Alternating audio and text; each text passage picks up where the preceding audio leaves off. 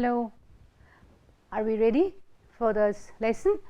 So, we are in module 26 today to go over this formal derivation system that we have learned and then look into some interesting property in it.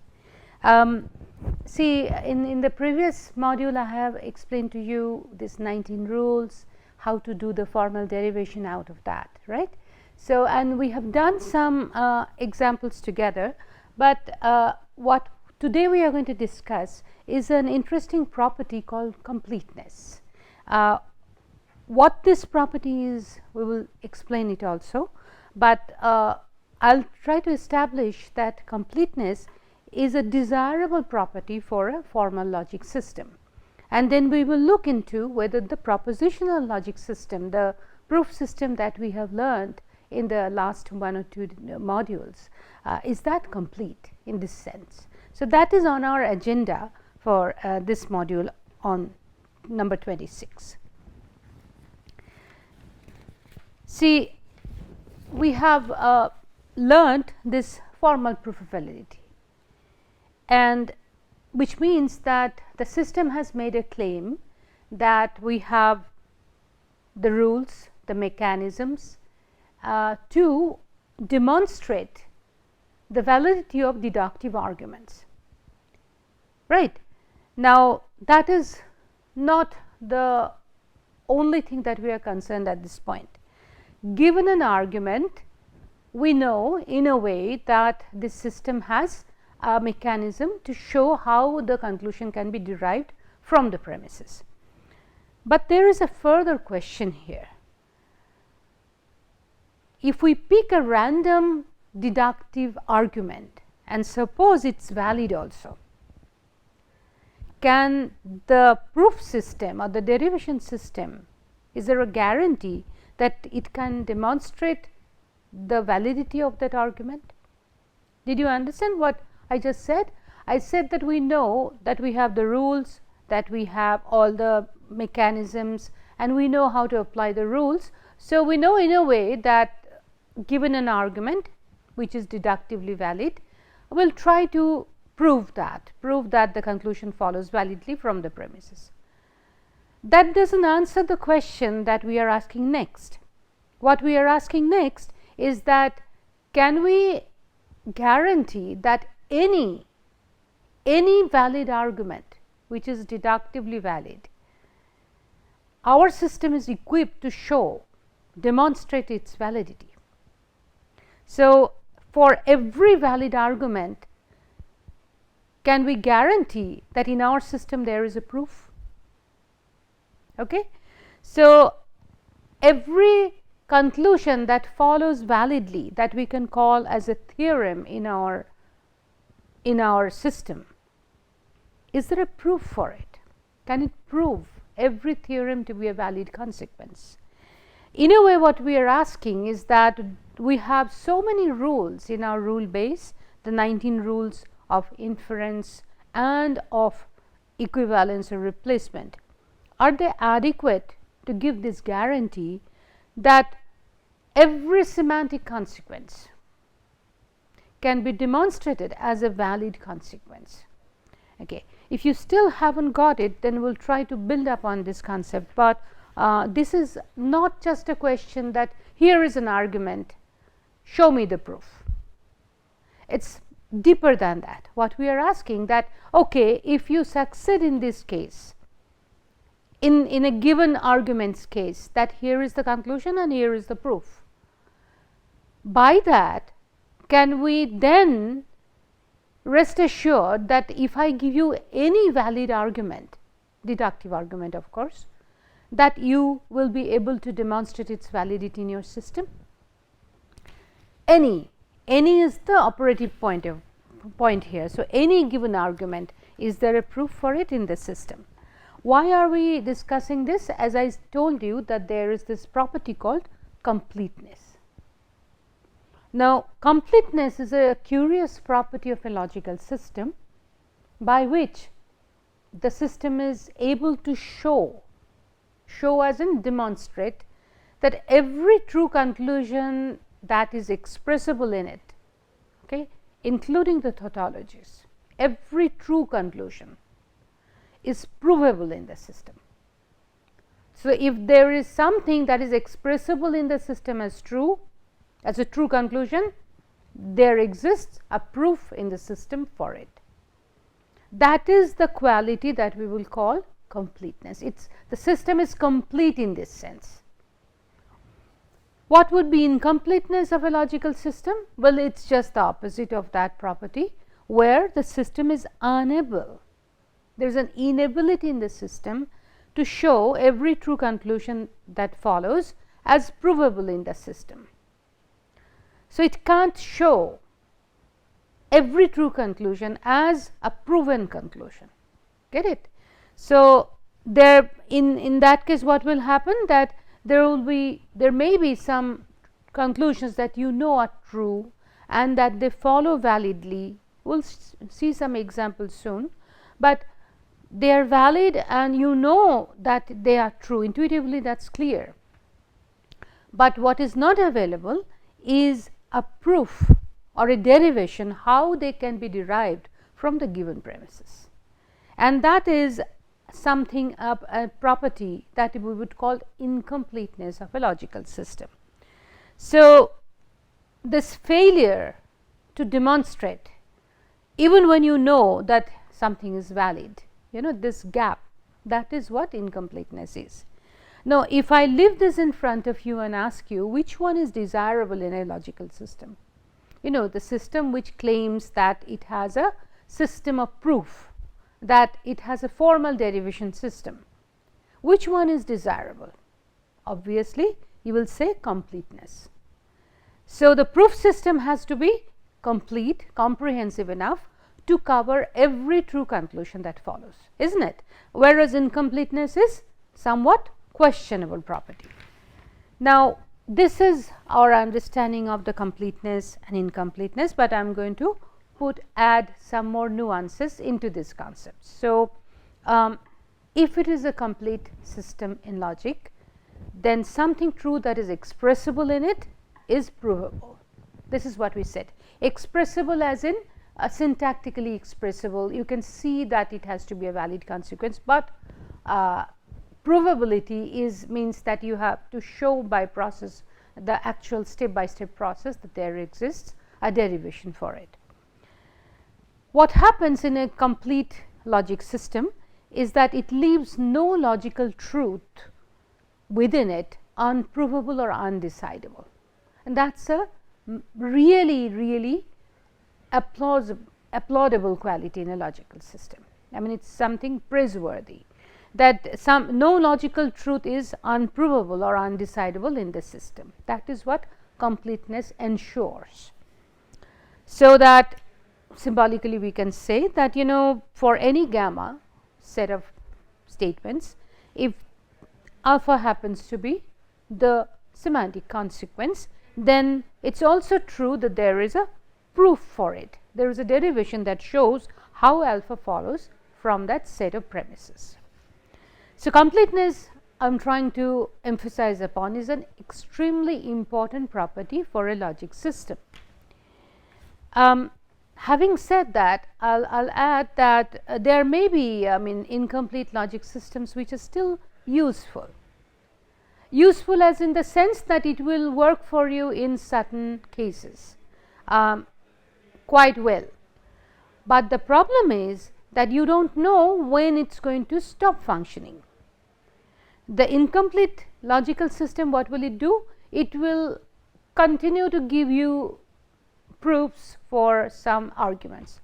What you do not know is the next valid argument that you have in hand, whether your system is actually able to show that next time. So, that guarantee will not be there in the incomplete system. So, in that way it is useful, but it is a limited use, whereas what is preferred by all means is the complete logical system. So, completeness is a very important property. Let us now come back to our formal derivation system, the one that we have learned and that we are trying to master. Now, with the 19 rules, let me just make this point very clear, that what you have learned with the 19 rules it is not complete in this sense. That is, though the number of the rules is quite high, you have 19 of them, but they cannot demonstrate the validity of every single true conclusion that follows in the system. You won't believe this, but I will try to demonstrate that. I am not going to go into the entire mathematical proof of it, but I will try to sort of conceptually explain it to you. So, what will happen, and I am going to show you with examples, is that a proposition may be a logical truth, but with the 19 rules you may not be able to construct a formal proof of derivation for it in the system. For example, look at this. It is a very simple argument. The premise says if A then B, or A horseshoe B. The conclusion says if A, then of course A and B. Okay. Now, intuitively you should understand why this has to be valid. Those of you who want to try out more, why don't you do the truth table of this to see for yourself why this has to be valid. I am going to explain only conceptually, so that everybody sort of gets the point. See what we are saying. We are saying that A horseshoe B is true. If A then B, fine. Now, from A, remember A follows. From any given proposition itself will follow, right. So, from A will follow. If A then A, that much we know for sure. As for B, that is already stated in the premise, if A then B, and that is true, right. So, given A, B follows. So, when we capture that given A and B follows, it can't be false. That is my conceptual explanation to you. For those who want to do further, you can do the truth table test, you can do the truth tree test, which I have taught you earlier anyway, to see why if the premise is true, the conclusion cannot be false, which means this has to be a valid argument. But unfortunately, there is no proof of it possible with the 19 rules. The 19 rules have their limitations, right. I mean, they work in a certain way, they do not work in other ways. With those, you cannot demonstrate how from this you can come here, unfortunately. You can try, you do not have to take my word for it, you can try, but let me also ensure you that you will not be able to do that, because the rules are such that they cannot, after a certain point you cannot jump to a step which will land you here exactly. So, you may try, as I said, I mean, try implication, try De Morgan, anything that you want, exportation, distribution, anything that you want, all the rules, but there is no proof with the 19 rules, with the said 19 rules. Here is another example, this one. Now, if you did not understand my point here and you are still racking your brain why we cannot have a proof of this, how is it possible that we cannot have a proof, see this. Premise is A. From this, what? B or B horseshoe C. See it? And my claim is that with the 19 rules, from this premise, you cannot have a step by step formal derivation that will land you here. There is simply no mechanism there. Again, you do not have to take my word, but you try it and you will see. Conceptually, I will give my explanation why this is valid. Try it yourself and you will find that B wedge B horseshoe C is a tautology. So, it is always true. If it is always true, it does not matter what value A is. If A is true, well and good. If A is false, even then it does not matter, the argument would be valid, right. Why? Because the conclusion is always true.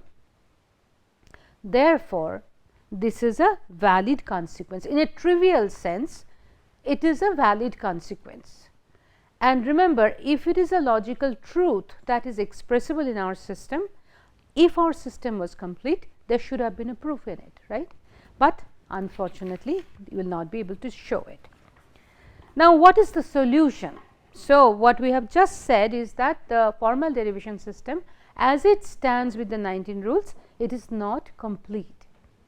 then what? I mean, are we going to leave it at that, or just live with that complaint that it's not complete? No, what we are going to do is to sort of work on it. So, what we will do is not to add more rules, because we already have 19 rules. Even then we have found that the rule base is not complete, it does not give us that guarantee. So, we are not going to add any more rules to it. Instead, what we are going to do is to further strengthen the system with some procedures. Some additional procedures will be added. These will be proof procedures, which we will call proof procedures with limited scope assumptions. Limited scope assumptions. Now, when I say assumptions, what we mean is not exactly the given premises. So, assumptions are not originally given. Originally given are the premises, the specifications that you start with. Assumptions are, you are saying, let us assume this to be true. So, they are not part of the premises, but can be added to the premise base. Listen what I said, they can be added. So, they are additional premises which you are assuming to be true. That kind of assumptions addition these procedures will allow. Second, I said limited scope. What does it mean? Well, every assumption has a scope, meaning how far does it cover, the extent of its coverage. So, the scope of an assumption, remember, an assumption falls by default within its own scope, it covers itself, plus it covers some more. So, the scope of an assumption is where it starts and where it ends. What we are dealing with in these procedures would be limited scope assumptions, meaning they will be temporary, purely temporary, with some limited scope, so that it does not go all the way from the beginning of the proof till the end. So, the last line of the proof will be free of all assumptions. Okay. And they are temporary in the sense that you are starting the assumptions with some goals in mind. As soon as that goal is reached, the assumption will be dropped or discharged. So, limited scope assumptions, we are going to see this in our next modules. I am just going to introduce the names so that you know what is coming up.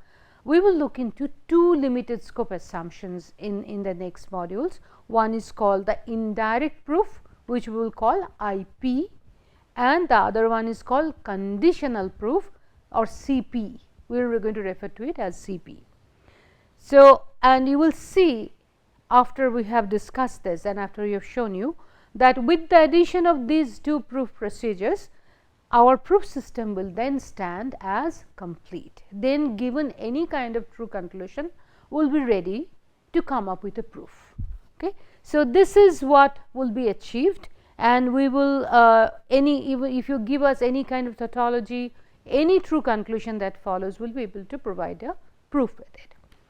Now, so far I have said it, and I have not really gone into the intricacies of the theoretical proof or showing you the mathematical proof, but I will refer to you like this, that if you are interested, you can look up Paul Bernays. He is the one who proved the completeness of propositional calculus. So, do not take my word for it, there exists a proof, mathematical proof, that shows why after these insertions, this additional proof procedures, the propositional calculus will be complete. And Kurt Gödel, some of you may have heard the name Gödel. So, Gödel proved the completeness of the first order predicate calculus. We have not gone to first order predicate calculus yet, we are here at the propositional logic level, and this is the person who actually proved why and how propositional calculus is now complete. So, with that I am going to end this module, and in the next module, as I said, we will pick up this limited scope assumption procedures and explain it to you. All right. So, looking forward to seeing you again in the next module. Thank you very much.